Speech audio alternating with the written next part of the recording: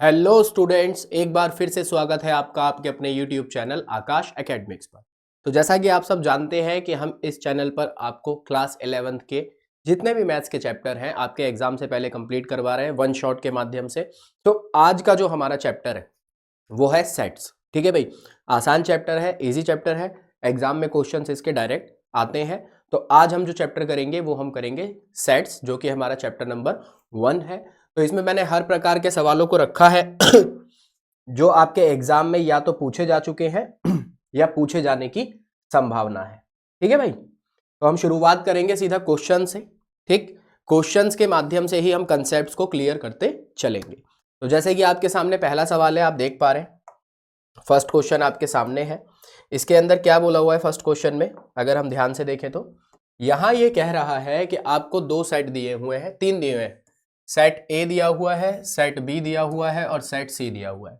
हमें find out करना है A union B union C. तो ठीक है भाई, कोई दिक्कत नहीं है। हमें क्या निकालना है, A union B union C. ठीक है, तो सेट ए जो है हमारे पास वो क्या है, 1 2 3 एंड 4 यूनियन। इसका यूनियन करना है किसके साथ, बी के साथ, 3 4 5 6। और फिर इसका यूनियन करना है 5 6 7 8। ठीक है भाई, इस प्रकार से हमें इसका यूनियन फाइंड आउट करना है। देखिए, जब भी हम यूनियन निकालते हैं ना किन्हीं भी दो तीन सेट्स का, तो हम क्या करते हैं कि जो पहला सेट है, जैसे ये सेट नंबर ए है हमारे पास, इसको मैं एज इट इज लिख देता हूं 1 2 3 4। सेकंड पे आ जाओ। अब आप ये देखो कि यहाँ पे कोई ऐसा एलिमेंट तो नहीं है जो पहले सेट में आ चुका है 3 एंड 4। तो हमारे पास बच गया 5 और 6। आफ्टर दैट यहाँ 5 और 6 हम छोड़ देंगे तो 7 और 8। This becomes A union B union C. Union इसी प्रकार से निकाला जाता है। तो ये हमारा एक क्वेश्चन था, तो इसके हिसाब से हमारा आंसर क्या हो गया भाई, ऑप्शन नंबर बी हमारा सही आंसर हो जाता है। चलिए नेक्स्ट क्वेश्चन देखते हैं। नेक्स्ट क्वेश्चन क्या है, नेक्स्ट क्वेश्चन में कह रहा है आपको एक यूनिवर्सल सेट दे रखा है, जैसा कि आप देख पा रहे हैं। आपको एक सेट ए दे रखा है, सेट बी दे रखा है। आपको निकालना है ए इंटरसेक्शन बी कॉम्प्लीमेंट।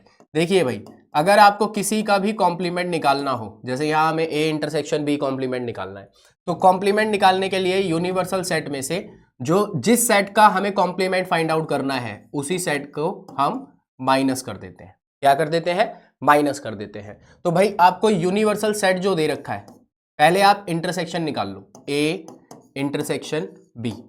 इन दोनों सेट्स का अगर आप इंटरसेक्शन करोगे, अब इंटरसेक्शन क्या होता है सर, इंटरसेक्शन होता है जो भी दो सेट्स हैं उनमें जो भी वैल्यू कॉमन आ रही है वो होती है इंटरसेक्शन। देखो यहां कुछ कॉमन है, 5 और 6, 5 और 6, तो लिख देते हैं भाई हम 5 और 6, ये हमारा इंटरसेक्शन आ गया।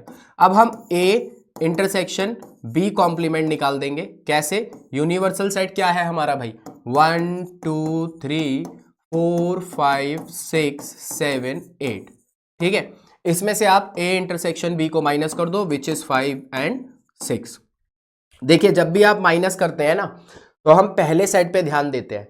सेकंड सेट में जो एलिमेंट्स हैं उन्हें पहले सेट में से क्या कर देंगे, हटा देंगे। जैसे आप देखो, सिंपल माइनस, जैसे ये 1 है, 1 रहेगा, 2 रहेगा, 3 रहेगा, 4 रहेगा।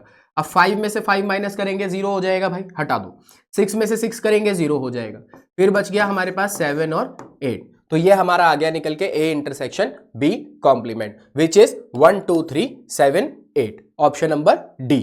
ठीक है भाई, ये क्वेश्चन आपको समझ में आ गया होगा। आसान आसान से सवाल है, कोई ज्यादा कठिन सवाल नहीं है।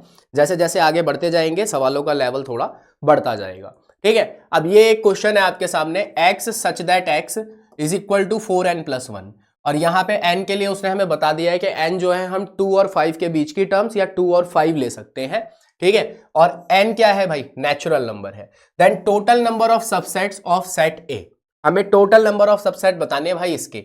तो सबसेट बताने के लिए पहले मुझे नंबर ऑफ एलिमेंट्स पता होने चाहिए। अब अगर मैं नंबर ऑफ एलिमेंट्स निकालूंगा तो मुझे x जो दिया हुआ है वो क्या दिया हुआ है, 4n+1। और n की वैल्यू क्या रखनी है भाई, हमें 2 से लेके 5 तक, नेचुरल नंबर। तो अगर मैं यहां पर पहले क्या नाम है 2 ही रख दूं, ठीक, तो कितना आ जाएगा, 4 दूनी 8 और 1 9। आफ्टर दैट 3 रख दो भाई, 4 तिया 12, 12 और 1 13। उसके बाद 4 रख दीजिए, 4 चौक 16 और 1 17, फिर आप 5 रख दीजिए, 4 पंजे 20 और 1 21। तो इस प्रकार से जो सेट ए के एलिमेंट आ रहे हैं वो आ रहे हैं 9, 13, 17 और 21। अब हमें टोटल नंबर ऑफ सबसेट्स बताने हैं, तो मैं आपको बताऊं नंबर ऑफ सबसेट्स बताने का जो फॉर्मूला होता है वो होता है 2 की पावर n। n जो है यहां पर वो जो सेट में नंबर ऑफ एलिमेंट्स दिए हुए हैं वो हमारे लिए n होता है। ठीक है भाई, देखो कितने एलिमेंट्स हैं, 1 2 3 4, 4 एलिमेंट्स हैं, तो n की पावर कितनी हो जाएगी, यहां पर 4 हो जाएगी। और 2 की पावर 4 कितना होता है बच्चा, 16 होता है। कितना होता है, 16 हमारा यहां पर सही आंसर हो जाएगा। ठीक है, इस प्रकार के सवाल भी एग्जाम में पूछ लिए जाते हैं। ठीक, अभी ये 1 मार्क के ही क्वेश्चन चल रहे हैं, ये बात आप ध्यान रखना। चलिए, अभी एक सवाल और आ गया असर्शन और रीजन का। वो कह रहा है हमें हमारे से कि भाई एक ये ए सेट आपको दिया हुआ है और एक बी सेट आपको दिया हुआ है। हमें कह रहा है then A and B are intersecting sets. Intersecting sets क्या होते हैं, जिसमें इंटरसेक्शन करने पर कुछ कॉमन आ जाए। तो हम देखें अगर इनका इंटरसेक्शन अगर हम करें ए इंटरसेक्शन बी, तो कुछ कॉमन आ रहा है भाई, 2 4 6 8 10, 2 3 4 5 6, तो ये 2 आ रहा है, 4 आ रहा है और 6 आ रहा है। ठीक है, 2 4 और 6 आ रहा है। ठीक है भाई, तो ये दोनों सेट क्या है, ये इंटरसेक्टिंग सेट्स हैं, यानी कि जो असर्शन बोला हुआ है वो क्या है, वो ट्रू है। ठीक है भाई, और फिर आगे रीजन क्या कह रहा है कि सेट ए और सेट बी आर इंटरसेक्टिंग। ये इंटरसेक्टिंग होंगे, पर कब होंगे, जब A intersection B does not equal to 5। Obvious सी बात है भाई, कोई एलिमेंट निकल के आना चाहिए इंटरसेक्शन करने पे, अगर एलिमेंट नहीं निकल के आ रहा तो 5 निकल के आ जाएगा, तो वो इंटरसेक्टिंग सेट्स नहीं होंगे। तो ये भी हमारे लिए क्या है भाई, ये भी ट्रू है। तो असर्शन भी ट्रू है, ठीक है भाई, रीजन भी ट्रू है, और जो ये रीजन है ये असर्शन की क्या है, करेक्ट एक्सप्लेनेशन है। बिल्कुल करेक्ट एक्सप्लेनेशन है। जो हमें असर्शन दिया हुआ है और रीजन दिया हुआ है दोनों ट्रू है, और रीजन जो है वो असर्शन की करेक्ट एक्सप्लेनेशन है। तो यही हमारा इसका आंसर हो जाता है। ठीक है भाई, चलिए आगे बढ़ते हैं अगले सवाल की तरफ। नेक्स्ट क्वेश्चन है हमारे सामने, ये दे रखा है A set, same assertion reason का क्वेश्चन है, X such that X belongs to N, X is a factor of 6। ठीक है, पहले सेट को अगर हम देखें रोस्टर फॉर्म में लिख के, तो 6 के फैक्टर क्या क्या होंगे बच्चों, 1 2 3 और 6 खुद। ठीक है, इसी तरह बी के लिए कह रहा है X belongs to N, X is a factor of 8। X जो है किसका फैक्टर है भाई, 8 का, तो 8 के फैक्टर 1 2 4 और 8। ठीक है, यही होंगे 8 के फैक्टर। फिर कह रहा है a माइनस बी जो आएगा ना वो 6 आएगा। निकाल के देखो a माइनस बी क्या 6 आएगा, 1 2 3 6, 4 और 6 आना चाहिए। ठीक है, और 1 2 4 8। ठीक है, अब यहां पर अगर हम देखें, अगर मैं इसमें से इसको माइनस करूं, a माइनस बी अगर मैं निकालूं, तो देखो 1 गया 2 गया, क्या बचेगा, सिर्फ 3 बचेगा और 6 बचेगा। जबकि उसने हमें यहाँ क्या बोला हुआ है, 4 और 6 बोला हुआ है। तो भाई असर्शन तो क्या हो गया, फॉल्स हो गया। असर्शन क्या हो गया, फॉल्स हो गया। रीजन चेक कर लेते हैं। कह रहा है for any sets A and B their difference is defined as. कैसे बताता है डिफरेंस को, X such that X belongs to A. ठीक है भाई, जो पहला एलिमेंट होता है वो सेट ए से ही बिलोंग करता है। ठीक है, और x जो है वो b में बिलोंग नहीं करता, मतलब इसमें से एलिमेंट नहीं लेते, इसको तो हम माइनस करते हैं। तो जो ये रीजन है ये हमारा क्या है, ट्रू है। तो असर्शन यहां पर फॉल्स है और रीजन यहां पर क्या है, ट्रू है। यही हमारा फाइनल आंसर हो जाएगा। असर्शन फॉल्स है और रीजन क्या है बच्चे, ट्रू है। यही हमारा फाइनल आंसर हो जाएगा जो हमें बताना था। ठीक है, चलिए अगला सवाल देखें भाई। नेक्स्ट क्वेश्चन क्या है, नेक्स्ट क्वेश्चन ये आपको दिया हुआ है, कह रहा है 1 2 3 4 5 6 7 8 9 10, एक सेट दिया हुआ है, 10 नंबर है। Then the number of subsets of A containing exactly 2 elements. हमें नंबर ऑफ सबसेट्स बताने हैं जिसमें एग्जैक्टली कितने एलिमेंट आए, 2 एलिमेंट। जैसे अगर मैं इसके सबसेट्स बनाऊंगा तो ऐसे कितने एलिमेंट होंगे जिनमें 2 एलिमेंट्स आएंगे, मतलब कितने सबसेट बनेंगे जिनमें 2 एलिमेंट्स आएंगे। यहां आपको कॉम्बिनेशन लगाना पड़ेगा भाई।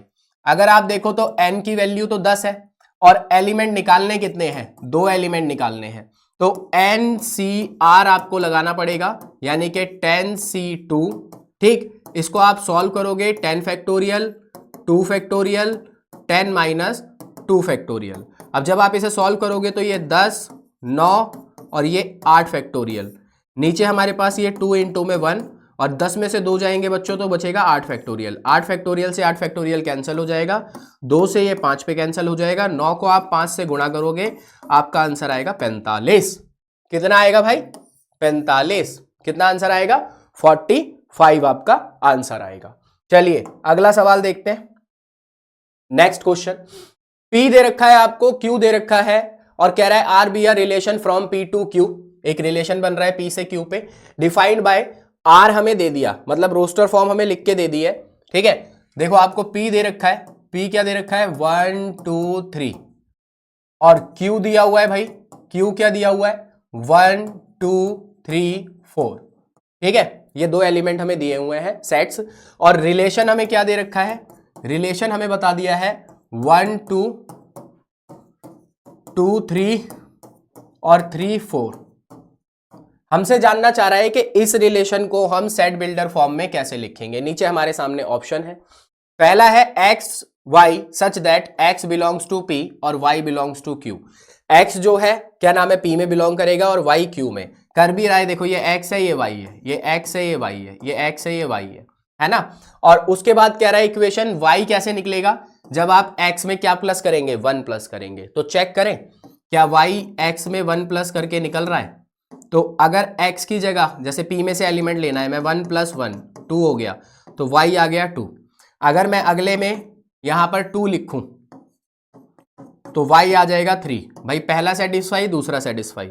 अगले में अगर मैं यहां पर 3 लिखूं तो 4 आ रहा है। बिल्कुल ठीक है भाई, तो यानी कि पहला ही ऑप्शन हमारा सही आंसर हो जाएगा सेट बिल्डर फॉर्म के अकॉर्डिंग। दूसरे में माइनस बोला हुआ, ये तो हो नहीं सकता, बराबर एलिमेंट है नहीं यहाँ पे हमारे। ठीक है, ये सिचुएशन हमारी हो नहीं सकती, तो ऑप्शन नंबर ए हमारा यहाँ पर क्या हो जाएगा? सही हो जाएगा। ठीक है बेटा, चलो अगला सवाल देखते हैं। नेक्स्ट क्वेश्चन क्या है हमारे पास? ये है नेक्स्ट क्वेश्चन, कह रहा है X such that X belongs to N, है ना, and 3 less than X less than equal to 9 in roster form can be written as. हमें रोस्टर फॉर्म में लिखना है इसको। तो जब मैं इसको रोस्टर फॉर्म में लिखूंगा इस सेट को, तो देखो 3 से लेके 9 के बीच में एलिमेंट ले लो आप, 4 5 6 7 8 9, 8 ले लो, 8। ठीक है, अब बात करें कि सर ये 3 और 9 इंक्लूड होगा या नहीं होगा, तो मैं आपको बता दूं 9 तो इंक्लूड होगा पर 3 नहीं होगा। क्यों? क्योंकि इक्वल का साइन 9 के साथ है, 3 के साथ नहीं है। तो हमारी जो रोस्टर फॉर्म आ जाएगी निकल के वो ये आ जाएगी 4 5 6 7 8। Option number B, option number B हमारा सही हो जाएगा। चलिए भाई आगे बढ़ते हैं अगले क्वेश्चन पे। नेक्स्ट क्वेश्चन ये है हमारे पास, कह रहा है ए बिलोंग्स टू एन। ए जो है एक नेचुरल नंबर है, ए एन हमें ये सेट दे दिया है, ठीक है ना। और आगे हमसे कह रहा है describe the set 3n intersection 5n। ठीक है भाई, तो पहले आप यहां a की जगह 3 रख लो और ये 3n such that n belongs to n। अब अगर अब मैं इसको रोस्टर फॉर्म में कन्वर्ट करूंगा तो बच्चों आप एक चीज देखो कि n की वैल्यू क्या है? नेचुरल नंबर है। ठीक है, तो नेचुरल नंबर हमें यहाँ पे पुट करना है n की जगह, तो रखो भाई नेचुरल नंबर n की जगह। अगर मैं 1 रखता हूं तो 3 आएगा, 2 रखूंगा तो 6, तो 3 का टेबल चलेगा, 3 6 9 12 15 18 21 24 27 30 और ये इस प्रकार से चलता रहेगा। फिर मैं 5n ले लेता हूं भाई, 5n, n की जगह 5 रख देते हैं। और जब मैं इसको रोस्टर फॉर्म में कन्वर्ट करूंगा, यानी कि n की जगह मैं 1 रखता चलूंगा, तो बेटा ये आएगा 5 10 15 20 25 30 35, इस प्रकार से ये चलता रहेगा।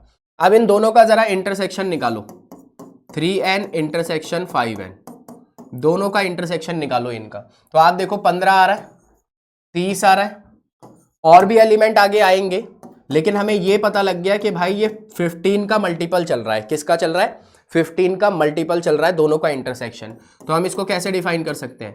15n, यानी कि n तो हमारा है ही यहाँ पे नेचुरल नंबर, ठीक है ना, जैसा उसने बताया हुआ है। तो 15n से हम इसको डिनोट कर सकते हैं। वही उसने हमसे बोला था कि भाई डिस्क्राइब करो इस सेट को, कि इन दोनों का इंटरसेक्शन कैसे डिस्क्राइब करेंगे।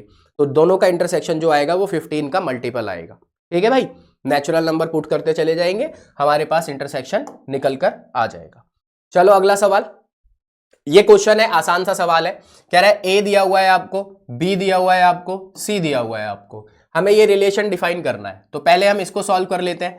ए इंटरसेक्शन बी, ए का बी के साथ इंटरसेक्शन निकालो। इसमें और इसमें क्या कॉमन है भाई? देखो 4 5 4 5, ठीक है, और 11 और 11 और 9 भी कॉमन है, तो ये पूरा बी सेट ही आ जा रहा है। 4 5 9 और 11। अब इसका इंटरसेक्शन, ये जो ए इंटरसेक्शन बी निकाला है, इसका इंटरसेक्शन सी के साथ निकालो। तो इसका इंटरसेक्शन आप सी के साथ अगर निकालोगे तो मेरे भाई 4 5 9 11, यहां पे 4 आ रहा है, 9 आ रहा है और 11 आ रहा है, तो हमारे पास आएगा 4 9 और 11, ठीक है, तीनों का इंटरसेक्शन अगर हम निकालेंगे तो। अब हमें चेक करना है क्या ये इसके बराबर है। तो पहले बी इंटरसेक्शन सी निकालो, बी का इंटरसेक्शन निकालो सी के साथ, बी का इंटरसेक्शन सी के साथ। तो भाई 4 9 और 11, ठीक है, 4 9 और 11, और फिर इसका इंटरसेक्शन हमें निकालना है किसके साथ? ए के साथ, ए के साथ इंटरसेक्शन यानी कि कॉमन, भाई ये ध्यान रखना, दोनों का इंटरसेक्शन निकालो। देखो यहां पे 4, ये रहा 4, 9 9 11 11, तो भाई ये भी आ गया अपने पास 4 9 और 11। तो हमें प्रूफ क्या करना था? हमें बताना था ना ये इक्वल है या नहीं है। तो देखो ये हमारे पास 4 9 11 आया है, और ये भी हमारे पास कितना आया है? 4 9 11। तो hence A intersection B intersection C is equal to A intersection B intersection C. तो ये हमारा आंसर यहां पर हो जाएगा। ठीक है बेटा, समझ में आ गया होगा आप लोगों को। क्वेश्चन आसान सवाल है, कोई दिक्कत वाली बात नहीं है। ठीक है, चलो आगे बढ़ते हैं, अगला क्वेश्चन देखेंगे। अब इसमें हमसे पूछ रहा है भाई सेट बिल्डर फॉर्म बता दो इसकी, ये जो सेट दिया हुआ है इसकी सेट बिल्डर फॉर्म कैसे बनेगी ये बता दो इसकी। तो आप अगर नीचे देखो इसमें, जैसे मैं यहां भी 1 लगा दूं, तो ये 1 4 9 16 और 25 ये सारे क्या है बेटा?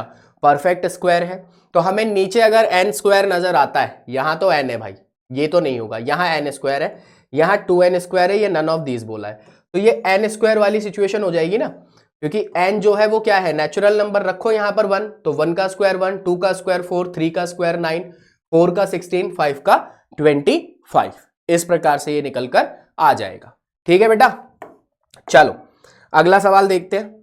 अब देखो ये क्वेश्चन ना बच्चे देखते हैं, पढ़ते ही नहीं है, क्वेश्चन में कुछ है ही नहीं, पढ़ेंगे ही नहीं, छोड़ देंगे उसको, बोलेंगे इतना बड़ा सवाल कौन करेगा। देखो मैं आपको बताता हूं, शुरू में तो इसने कहानी लिखी होती है, केस स्टडी का क्वेश्चन है ये, शुरू में इसने कहानी लिखी होती है। देखो क्या कहानी है, कहानी देखो पहले। कह रहा है a group of space science students visited a space research camp organised by the international astronomy society.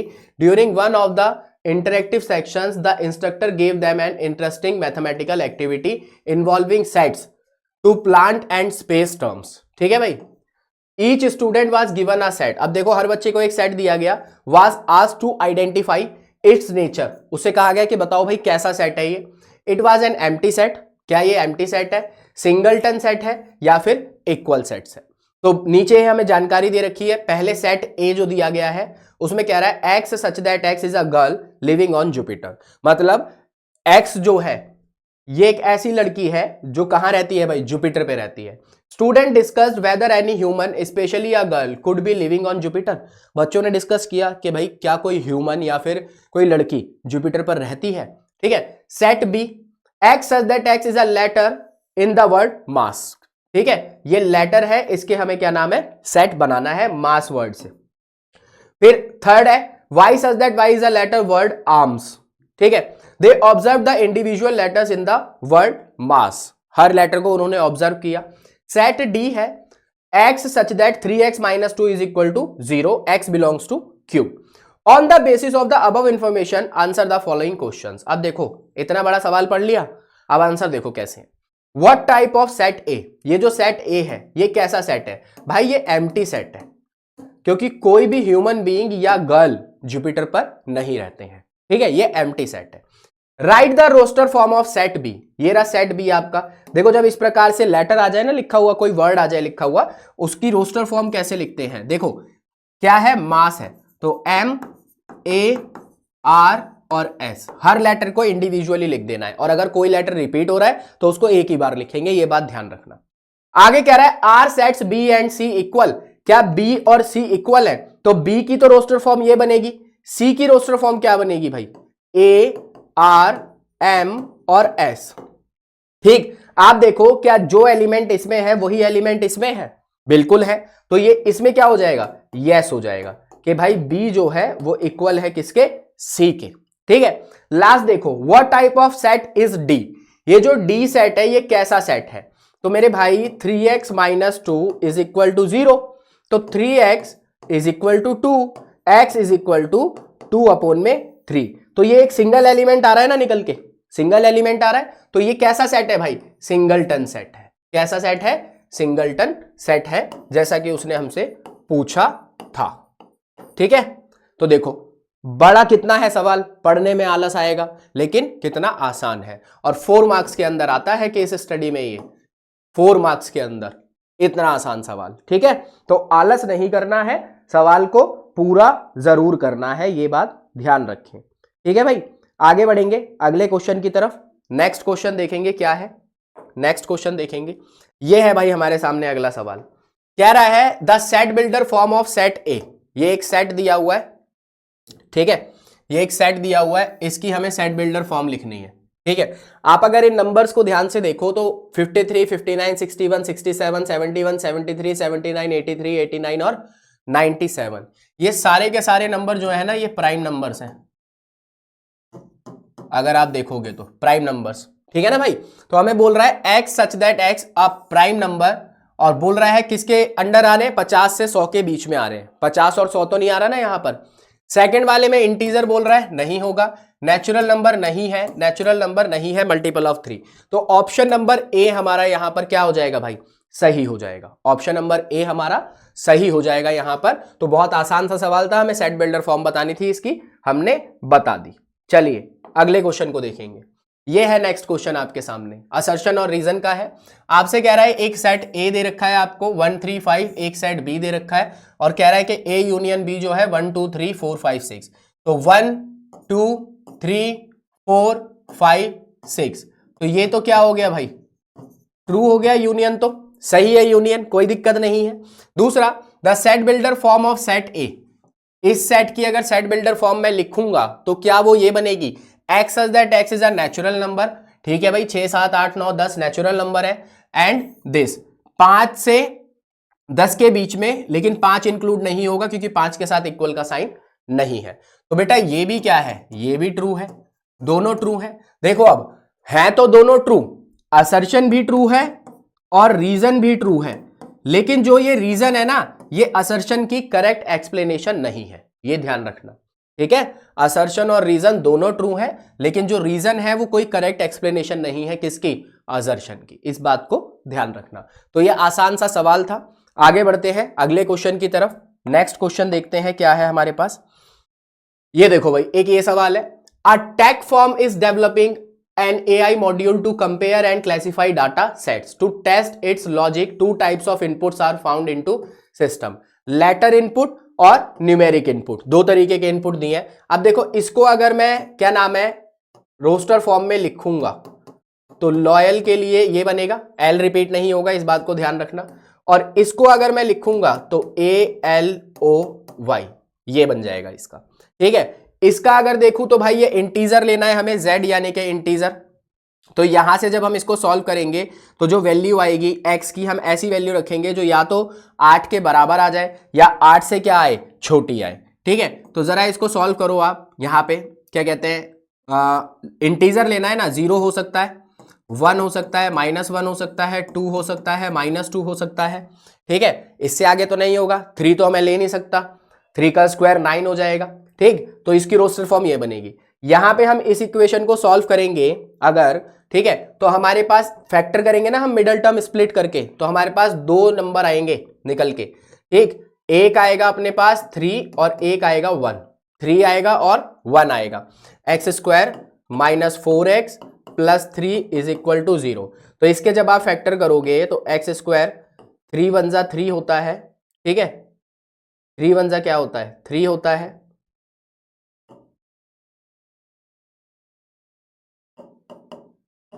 और यहां से आप देखो x कॉमन आएगा, ये रह गया x माइनस 3, यहाँ से -1 कॉमन आएगा x माइनस 3, तो हमारे पास x माइनस 1 और x माइनस 3 आ गया।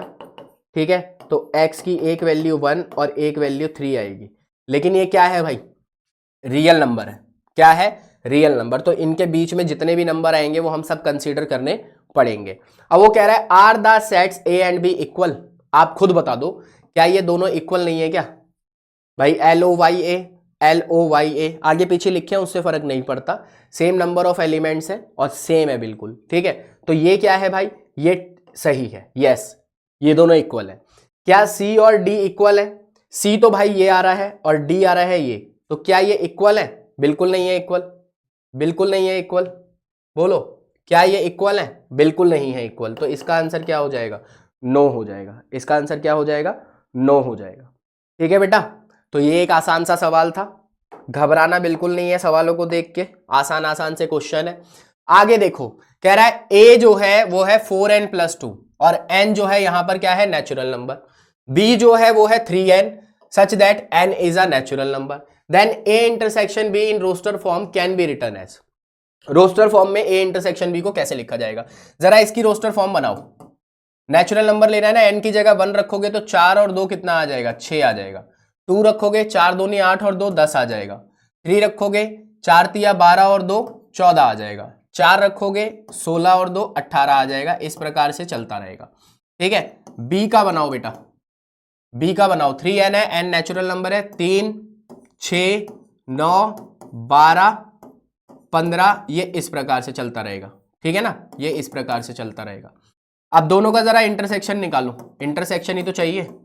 इंटरसेक्शन को ही तो डिफाइन करना है कि रोस्टर फॉर्म जो आएगी इंटरसेक्शन की उसे किस प्रकार से लिखा जा सकता है, इनमें से कौन सी फॉर्म इस्तेमाल हो सकती है, हमें वो देखना है यहां पर। ठीक है, तो इसका इंटरसेक्शन देखो, ये 6 कॉमन है, 6 आ गया। ठीक है, और क्या आएगा, और भी चीजें हैं आगे जब हम वैल्यू करते जाएंगे तो आती जाएंगी, लेकिन यहां पर क्या आ रहा है, 6 आ रहा है। अब हमसे पूछ रहा है बताओ भाई इनमें से कौन सा सही होगा, इनमें से कौन सा सही होगा। एक एक ऑप्शन को ऑब्जर्व करो। देखो n जो है वो नेचुरल नंबर ही है, तो यहां पे अगर मैं 1 रखूंगा तो 12 - 6 कितना आ जाएगा, 6 आ जाएगा। आ रहा है 6। ठीक है, यहां 1 रखूंगा 6 - 6 0, यहां 1 रखूंगा 3 - 3 0, यहां 1 रखूंगा 8 में से 6 जाएगा 2, जबकि आना कितना चाहिए, 6 आना चाहिए। तो ऑप्शन नंबर ए हमारा यहां पर क्या हो जाएगा, सही हो जाएगा। हमें सेट बिल्डर फॉर्म बतानी थी, हमने सेट बिल्डर फॉर्म बता दी। ठीक है बेटा, चलो आगे बढ़ रहे हैं अगले क्वेश्चन की तरफ। नेक्स्ट क्वेश्चन ये है हमारे पास, कह रहा है x such that x is a natural number less than 1 is an empty set. भाई एक बात बताओ, 1 से छोटा भी कोई नेचुरल नंबर होता है क्या, नहीं होता। तो ये कैसा सेट बन जाएगा, ये एम्प्टी सेट नहीं बन जाएगा, खाली सेट हो जाएगा, है ना। तो ये चीज क्या है, ये ट्रू है। असर्शन क्या है भाई, ट्रू है। रीजन पे आते हैं, A set which does not contain any element is called an empty set, बिल्कुल सही बात है। और null set, या तो इसको empty set कहते हैं या null set कहते हैं। It is denoted by phi और empty set, इसको या तो phi से डिनोट करते हैं या empty set से। बेटा ये भी ट्रू है, ये भी ट्रू है। तो भाई हमारा रीजन और असर्शन दोनों ही क्या है, दोनों ही ट्रू है। और जो रीजन दिया हुआ है वो असर्शन की बिल्कुल करेक्ट एक्सप्लेनेशन है। ठीक है, जो रीजन है वो असर्शन की पूरी करेक्ट एक्सप्लेनेशन है। ठीक है बेटा, चलो अगला क्वेश्चन देखते हैं। अब ये है आपके सामने सवाल, कह रहा है in a survey of 600 students, total कितने बच्चों का सर्वे किया है, 600 बच्चों का। 150 बच्चे ऐसे हैं जो यूज करते हैं यूट्यूब वीडियोस, ठीक है, यूजिंग यूट्यूब वीडियोस। एंड 225 बच्चे ऐसे हैं जो बुक्स को कंसल्ट करते हैं लर्निंग रिसोर्स के लिए, सीखने के लिए चीजों को, है ना। 150 ऐसे हैं जो बुक्स का इस्तेमाल करते हैं और 150 बच्चे ऐसे हैं जो क्या नाम है, सॉरी 225 बच्चे ऐसे हैं जो बुक्स का करते हैं और 150 ऐसे हैं जो यूट्यूब वीडियो का इस्तेमाल करते हैं चीजों को सीखने के लिए, लर्न करने के लिए, है ना। 100 were using both YouTube videos and books. 100 ऐसे हैं जो किताबों का भी इस्तेमाल कर रहे हैं भाई और बुक्स का भी इस्तेमाल कर रहे हैं, दोनों का कर रहे हैं। अब उसने आगे हमें यहां पर कुछ सवाल दे दिए हैं कि भाई इनका जवाब दो। तो मेरी बात ध्यान से सुनो, मैं इसका जरा वेन डायग्राम बनाता हूं। ठीक है, ये हो गए यूट्यूब वाले और ये हो गए बुक्स वाले। ये जो कॉमन पोर्शन है ना, ये रिप्रेजेंट करेगा किसको, ये दोनों को रिप्रेजेंट करेगा, यूट्यूब को भी और बुक्स को भी।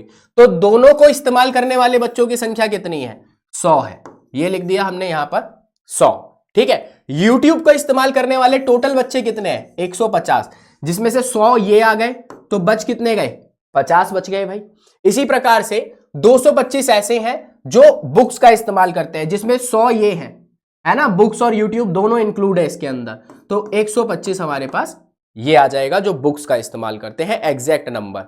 अब अगर मैं आपसे कहूं कि दोनों को इस्तेमाल करने वालों की संख्या 100 है सर, सिर्फ यूट्यूब वालों की संख्या 50 है, सिर्फ बुक्स वालों की संख्या 125 है।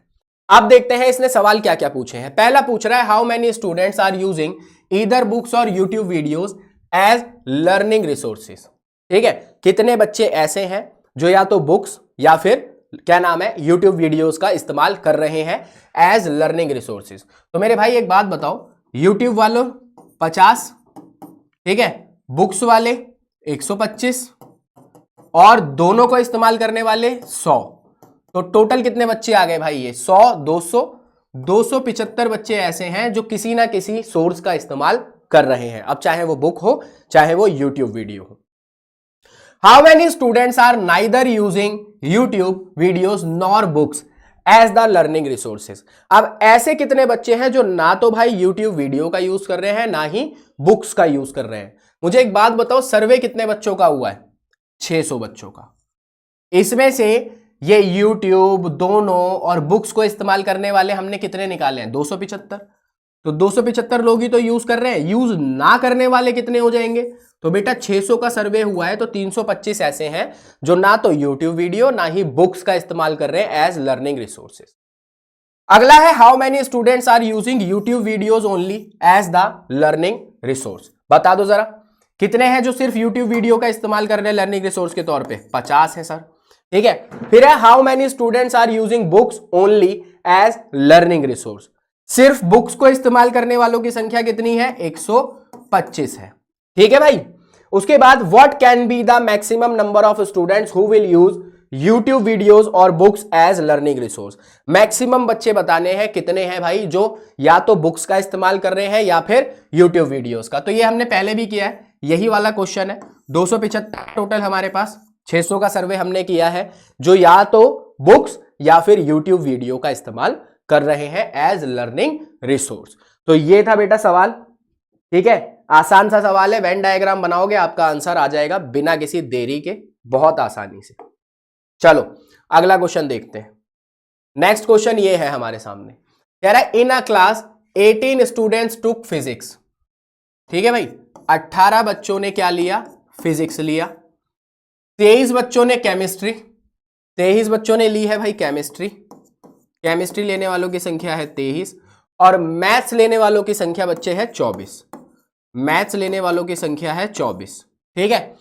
ऑफ दिस 13 टुक, 13 ऐसे हैं जिन्होंने केमिस्ट्री और मैथमेटिक्स दोनों लिए हैं, ठीक है।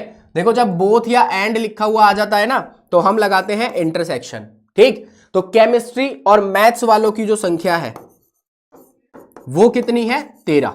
उसके बाद 12 ऐसे हैं जिन्होंने फिजिक्स और केमिस्ट्री दोनों लिए हैं भाई, तो फिजिक्स और केमिस्ट्री लेने वालों की संख्या है 12। उसके बाद 11 ऐसे हैं जिन्होंने फिजिक्स और मैथमेटिक्स ली है भाई, फिजिक्स और मैथमेटिक्स लेने वालों की संख्या है 11। अब कह रहा है 6 ऐसे हैं जिनको तीनों सब्जेक्ट मिले हैं, ठीक है। 6 student were offered all the 3 subjects.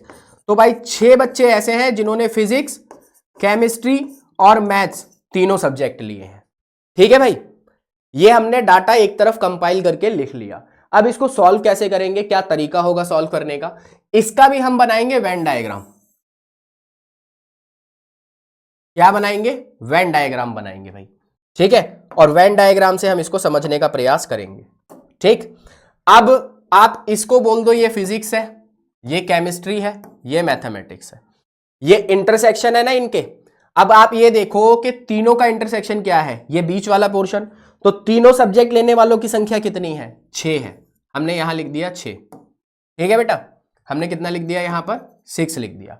उसके बाद फिजिक्स और मैथमेटिक्स की 11 है, ये है फिजिक्स, ये है मैथमेटिक्स। ये दोनों, ये वाला जो पोर्शन मिलेगा ये फिजिक्स और मैथमेटिक्स को रिप्रेजेंट करेगा, पर इसमें 6 तो ऑलरेडी आ चुके हैं, तो 11 में से 6 गए, कितना बचा? 5। फिजिक्स और केमिस्ट्री की 12 है, फिजिक्स और केमिस्ट्री की 12 है। ये वाला पोर्शन जो है ये फिजिक्स और केमिस्ट्री को रिप्रेजेंट करेगा, जिसमें से 6 ऑलरेडी आ चुके हैं, तो यहां बच गया 6। और उसके बाद केमिस्ट्री और मैथ्स के 13 है, केमिस्ट्री और मैथ्स के 13 हैं। ये बीच वाला पूरा पोर्शन जो है केमिस्ट्री और मैथ्स को रिप्रेजेंट करेगा, जिसमें से 6 आ चुके हैं, तो 13 में से 6 गए, बचे 7। अब बात करें मैथ्स वालों की संख्या कितनी है? 24। ये पूरा सर्कल मैथ्स को रिप्रेजेंट कर रहा है। किसको कर रहा है? मैथ्स को। तो आप ये चीज देखो कि 24 है, तो भाई ये हमारा हो गया 18, 18 में से 24 गए, बचा 6। ठीक। केमिस्ट्री वालों की 23 है, ये रहा केमिस्ट्री भाई, 6 6 12 18 19 19 और 4 23, 4 आ गया वहां पर। और फिजिक्स की 18 है, तो 6 और 6 12 5 17 और 1 18। ये हमारा वेन डायग्राम क्रिएट हो गया। अब इस वेन डायग्राम के आधार पर सवाल क्या पूछे गए हैं, हम उनको देखते हैं कि कौन कौन से क्वेश्चंस पूछे गए हैं।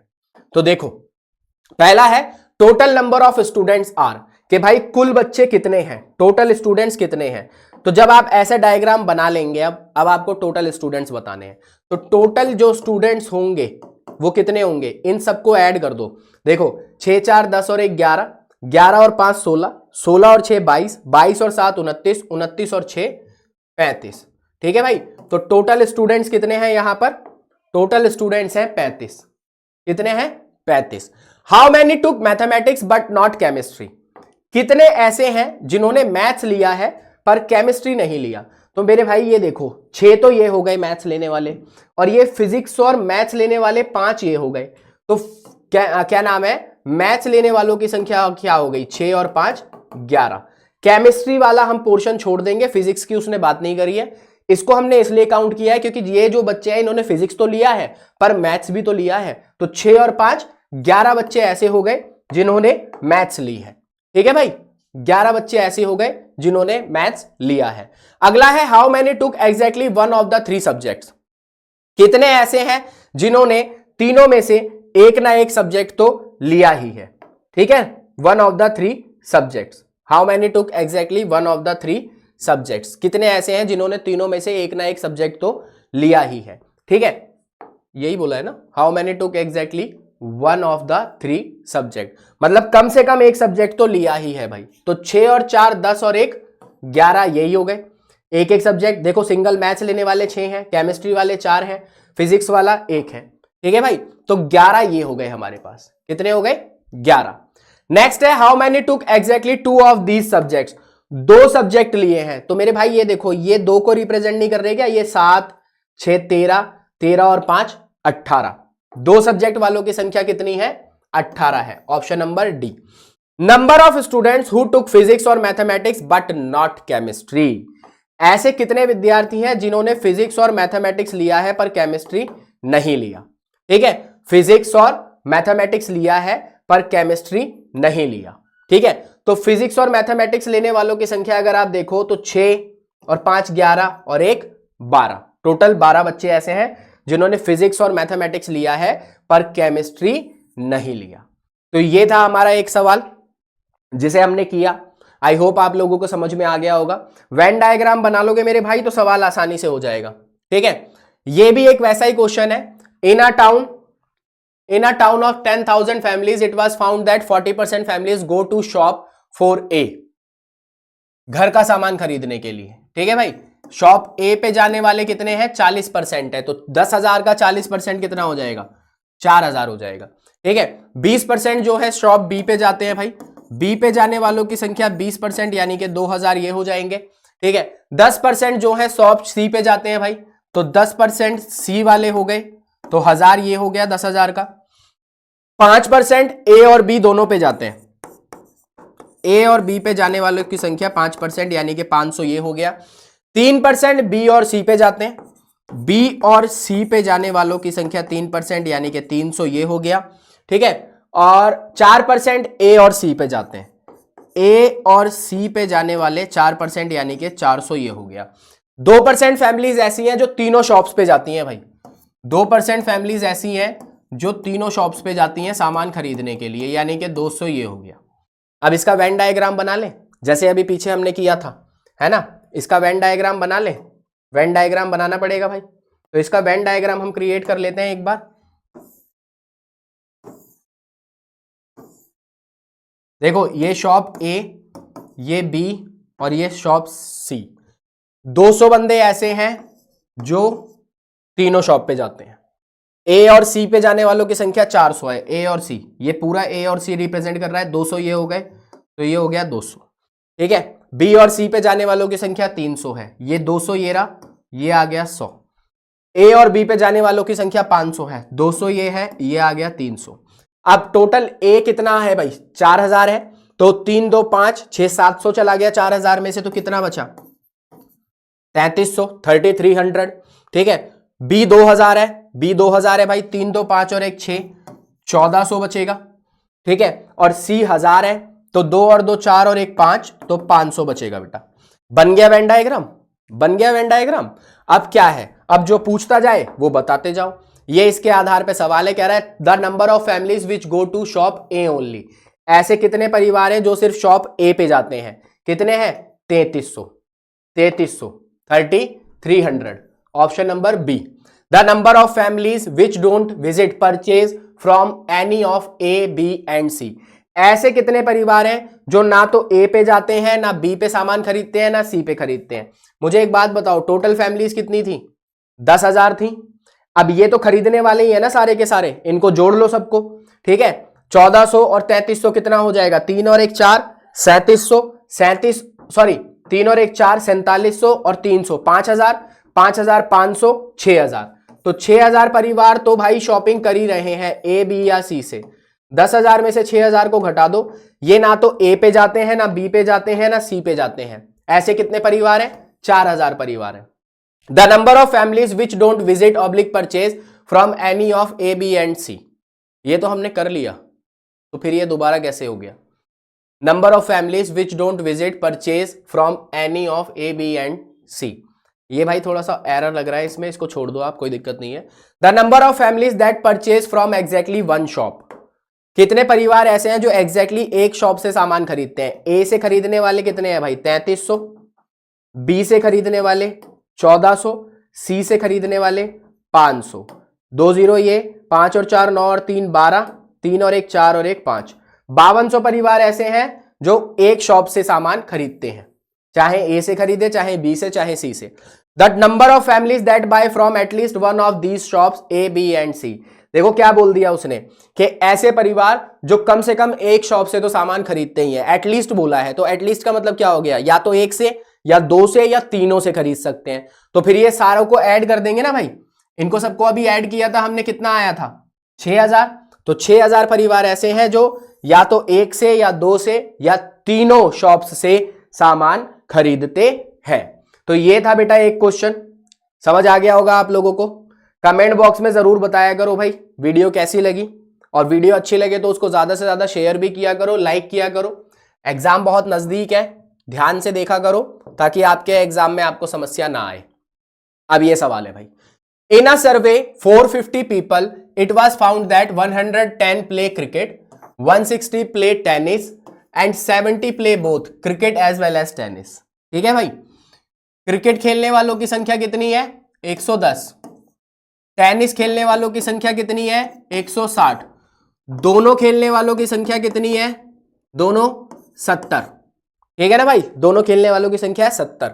जरा वेन डायग्राम बना लो। वेन डायग्राम से काम आसान हो जाता है। ये क्रिकेट है, ये टेनिस है, दोनों खेलने वाले हैं 70। ये आ गया जी 70। क्रिकेट खेलने वाले 110 हैं, 70 हटाओगे 40 बच गए। और टेनिस खेलने वाले 160 हैं, 70 हटाओगे, ठीक है, तो 90 बच जाएगा।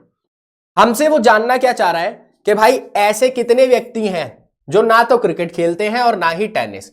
ये तो खेलने वाले हो गए ना, देखो 9 और 4 13, 13 और 7 ये हो गया 200। 200 बंदे ऐसे हैं जो क्रिकेट या टेनिस कुछ ना कुछ खेल रहे हैं। ना खेलने वालों की संख्या भाई कितने लोगों का सर्वे हुआ था? 450 का। इसमें से 200 ऐसे हैं जो ना तो क्रिकेट खेलते हैं ना ही टेनिस खेलते हैं। तो ना खेलने वाले जो हैं वो कितने हैं? 250। ये ना तो क्रिकेट खेलते हैं और ना ही टेनिस खेलते हैं। ठीक है बेटा, ये था आपके सामने अगला क्वेश्चन। नेक्स्ट क्वेश्चन, और शायद लास्ट क्वेश्चन है ये आज हमारी क्लास का। Let me check. हाँ, लास्ट क्वेश्चन है भाई, आखिरी क्वेश्चन है ये आज की क्लास का। कह रहा है in a group of students 225 students no French. French भाषा को जानने वालों की संख्या है 225। ठीक है, 100 ऐसे हैं जो किसको जानते हैं भाई, स्पेनिश भाषा को जानते हैं। स्पेनिश को जानने वालों की संख्या है 100 और 45 ऐसे हैं जो दोनों भाषाओं को जानते हैं, फ्रेंच को भी और स्पेनिश को भी। ठीक है, 45 ऐसे हैं जो दोनों भाषाओं को जानते हैं। Each student knows either French और स्पेनिश। प्रत्येक बच्चा एक ना एक भाषा जानता है, या तो फ्रेंच या फिर Spanish. How many students are there in the group. कितने स्टूडेंट्स हैं इस ग्रुप के अंदर। वेन डायग्राम बना लो भाई, वेन डायग्राम बना लो। ये फ्रेंच हो गया, ये स्पेनिश हो गया। ठीक है, दोनों जानने वाले 45 हैं। अब इसमें फ्रेंच वालों की संख्या 225 है तो 180 हो गए भाई, 45 माइनस हो जाएगा 180। 100 में से 45 जाएगा तो बचेगा कितना, 55। ठीक है, वो हमसे यही तो पूछ रहा है कि how many students are there in the group. Total कितने बच्चे हैं भाई ग्रुप में, सबको ऐड कर दो। 5 और 4 9 और 1 10, 180 प्लस 45 प्लस 55। अब जब आप इसको जोड़ दोगे तो ये हमारा आंसर आ जाएगा भाई 280। ग्रुप में टोटल कितने स्टूडेंट है, 280 स्टूडेंट है।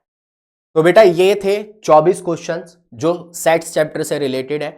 इसको आप अच्छी तरह कर लेना, आपको एग्जाम में कहीं भी कोई समस्या नहीं आएगी, बहुत आसानी से आप इसके क्वेश्चंस कर देंगे। और इससे पहले मैं 4 चैप्टर और करा चुका हूं, उन 4 चैप्टर्स को भी आप देख लेना।